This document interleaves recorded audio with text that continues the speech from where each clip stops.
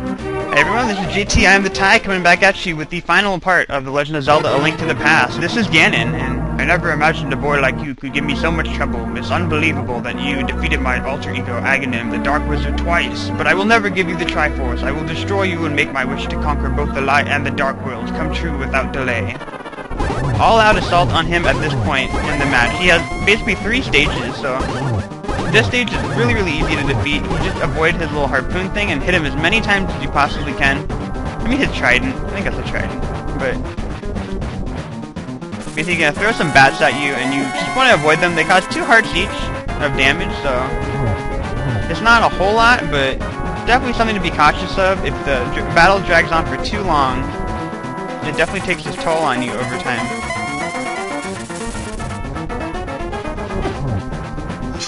Obviously, this isn't a no damage speedrun, so I'll get hit occasionally, and there's nothing I can do about it. I'm not a perfect player. I'm like that weird Hoobastank song, like I'm not a perfect person. And I'll try not to sing for you guys ever again, but you know, just avoid them. When you get to the second stage, what's gonna happen is that he's gonna start stomping on the ground, and he's gonna start breaking the floor. So this is perfect. I got him halfway through to the final stage, essentially. You know, just lay down a couple of hits on him. What he's gonna do is he's gonna completely destroy the perimeter when he smacks down. And then at that point, it gets to the hardest point in the battle, which I'll show you guys in a second. Here we go. You are doing well, lad, but can you break through the secret technique of darkness and guard? This is by far, this is amazingly difficult. I don't know how I did this as a little kid. Like, this might be one of the most difficult things you'll ever do. But what you have to do is hit him now that he's visible, and then hit him with the silver arrow, and then just kind of play it safe. You can try to attack him again, but what's going to happen is that you can only hit him when the torches are lit all the way, and then he's actually completely visible. And then obviously that thing has really good recoil value, so it has a chance to knock you off the edge. So just kind of try to stay in the center as much as possible, because if you get knocked off, you have to repeat that whole battle again. And that's happened to me so many times in my life. It's infuriating. You have no idea.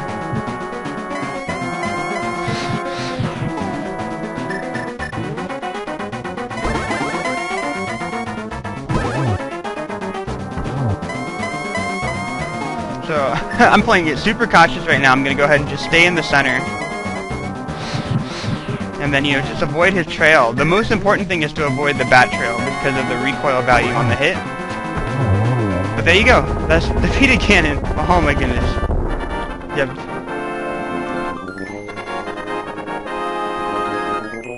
You can imagine me doing that as a little kid. I was just jumping from the inside out. Like, my heart was pounding out of my chest.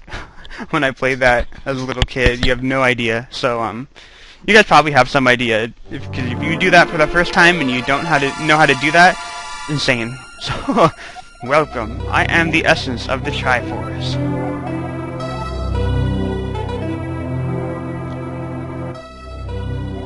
The Triforce will grant the wishes in the heart and mind of the person who touches it. If a person with a good heart touches it, it will make his good wishes come true. If an evil-hearted person touches it, it grants his evil wishes.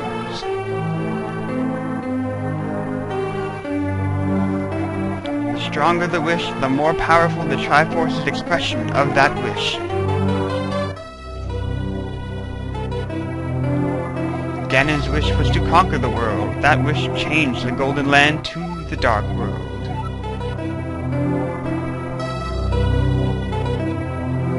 Ganon was building up his power here so he could conquer the light world and make his wish come completely true.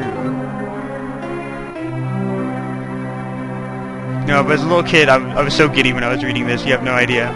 But now you have now totally destroyed Ganon, and his dark world will vanish.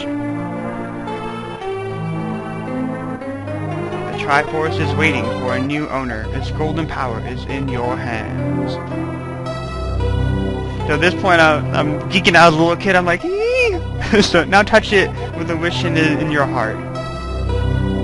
I'm thinking like, I did it. I beat the game. Like, beating a Zelda game, which is amazing. And I love the little sprite. And he holds up the Triforce, and the game is complete.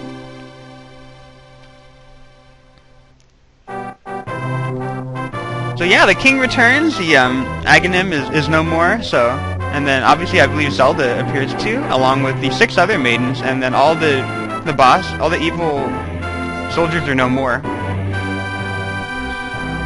And then I don't know if the yeah, the loyal sage is still there. I thought he died. Maybe he didn't. I don't know. It's a Zelda game. Are they allowed to die in Nintendo? And then the elder comes home to Kakariko Village. And obviously people are very excited, and there's a little bird that helped us out a whole bunch, or maybe some platypus duck. And then the vultures continue to rule the desert because there's nothing there. And then there's the little locksmith guy, a funny little man, picking through a lock. And the bully makes a friend finally, you know, the little ball, and then the Triceratops guy on the mountain tower that we saw the first time. They're still fighting. But and then my uncle recovers, and I have the Master Sword, and I got my awesome shield. So obviously his knees have healed up, and he can do battle again. And then King Zora continues to rip people off and charge them 500 rupees for a freaking pair of flippers. Like, what a con artist, right? Like, don't even make that face. I don't like you. And then we gotta thank the witch and the assistant and down at the magic shop, obviously, for helping out a whole bunch and giving us really awesome magic.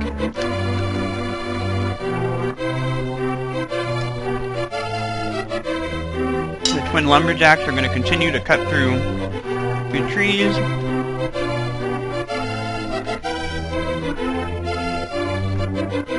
And then the flute boy came back from his weird wood form, and he is reunited with his dad, so everything's ending really, really happily, right?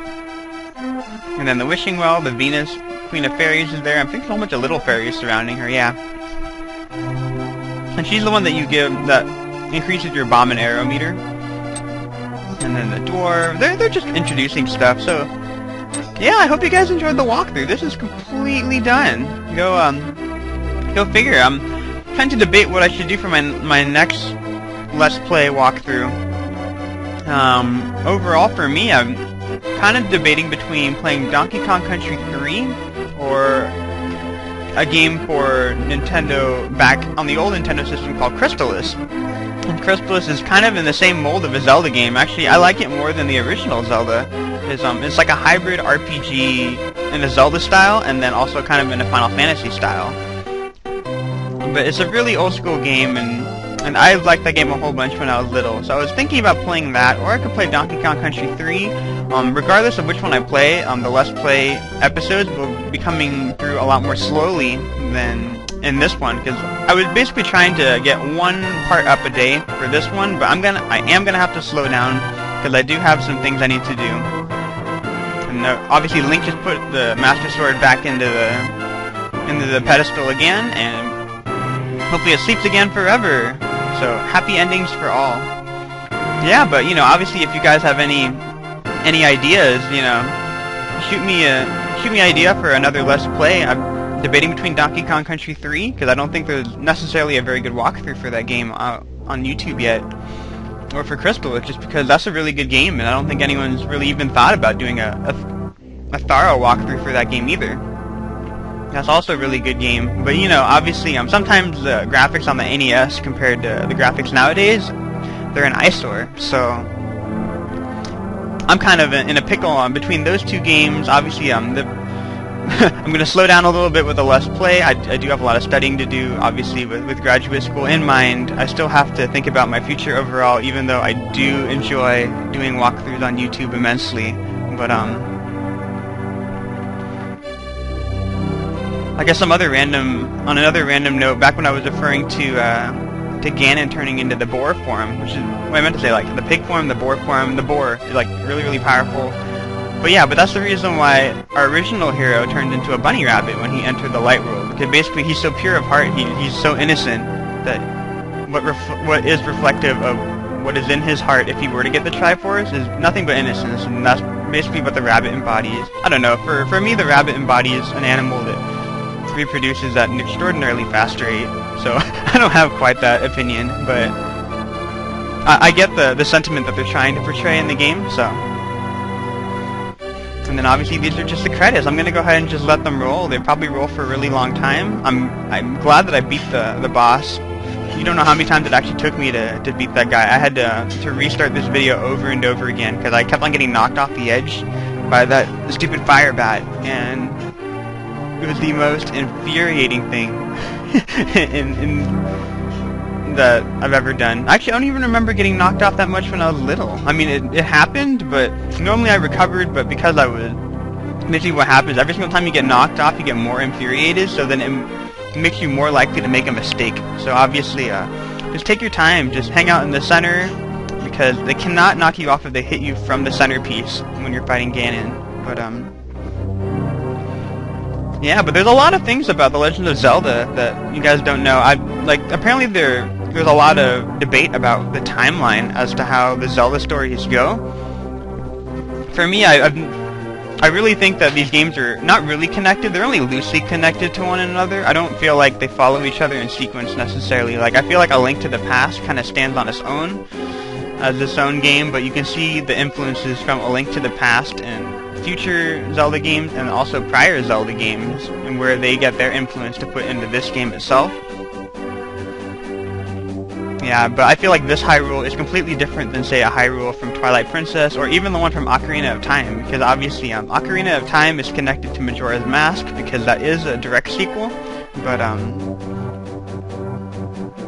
you know, obviously it's not connected to Twilight Princess. And then the nice thing on the quest history, if you can see right here, it tells you how many times you died, or how many times you had to save the game in the SNES version. So obviously if you didn't have to save the game or do anything at that point, it'll all be zeros. And these are all fake zeros for me, because basically what I do is I just let the game play when I'm not there. I just let it run. And yeah, so I never essentially turn the game off. So it's not a big deal. I didn't do a hard save on it.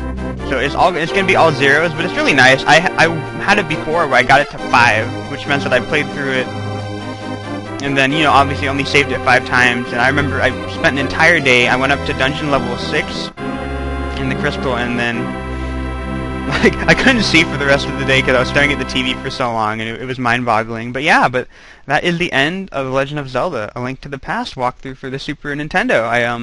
I hope you guys enjoyed. Obviously, give me some input on what you guys think is a good idea for another Let's Play. It's going to be a lot more slowly. It's going to come out a lot more slowly than the one I'm doing right now. But in the meantime, whenever I get a really interesting Wi-Fi battle, I will churn it out. I don't know how many of my viewers are actually interested in Wi-Fi battles that watch these walkthroughs, but hopefully it'll give you a little bit of an idea of how complicated the metagame can actually be. I'm not super competent in the metagame necessarily myself, and I don't really care for all the different things and all the different battlings, obviously. But yeah, just shoot me a message, obviously, if you guys are interested in me doing a sequence of videos on that.